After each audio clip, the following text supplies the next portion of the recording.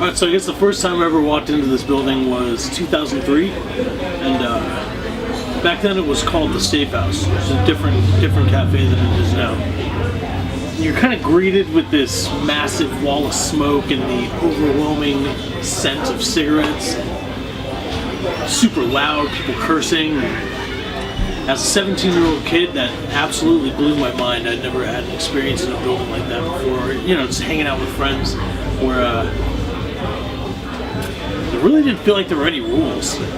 And it was kind of just an amazing thing for me. And I spent the next 10 years of my life going in there every single day. And while I was doing that, I owned a computer repair company.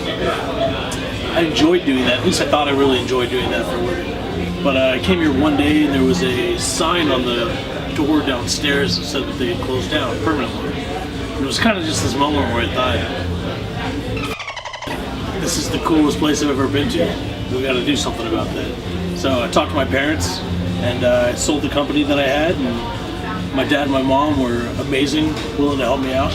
Wound up reopening this, rewriting it as Black Crown, and it's absolutely the best decision I've ever made. So that's more or less the history of this place.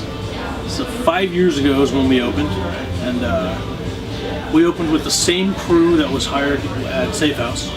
And if it wasn't for those guys, that absolutely never would have happened. I had never, I mean, hell, I don't even know if I made a cup of coffee before, besides maybe a drip machine. So, having to learn the entire coffee business from the ground up, I mean, everything from the lingo to how to use an espresso machine to what exactly a mocha is, was all from scratch. Then I learned how to roast coffee, and I think that's where everything really changed. I started roasting coffee, and through that I learned about flavor profiles, different ways to roast, and different techniques, and different ways to develop beans, and what makes coffee taste good, what the conditions are for growing coffee, and so on and so forth. And yeah, I've never looked back since then. So, I mean, even now, people can catch me drinking iced vanilla lattes every once in a while lately, but mostly it's just the iced Americano. You gotta keep it as basic as you can possibly get.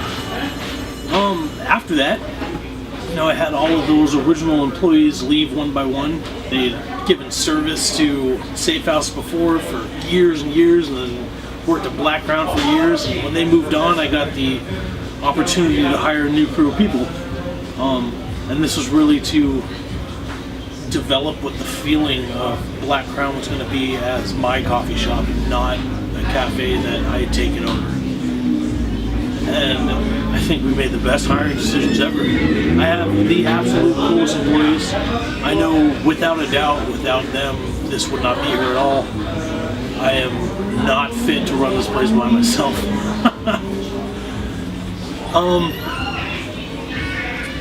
So what is Black Crown? I think when you walk in here, the first thing that you're going to get before you taste a drink or anything like that is, I feel like we deliver an atmosphere. We offer a place that you can sit down with people that you've never met, have conversations with people that you normally would never talk to, and learn about different walks of life. It's cozy as hell. We listen to great fucking music. People are really nice. All shapes and sizes, races, colors, creeds. It's really exactly what I think the original view of this place was, the original vision, and what my vision is too. When it comes to coffee, I mean, I'm biased obviously, but I think we got the best coffee in Tucson. Mind you, everyone does things a little differently. There's some other badass coffee shops, but there's nothing like this place.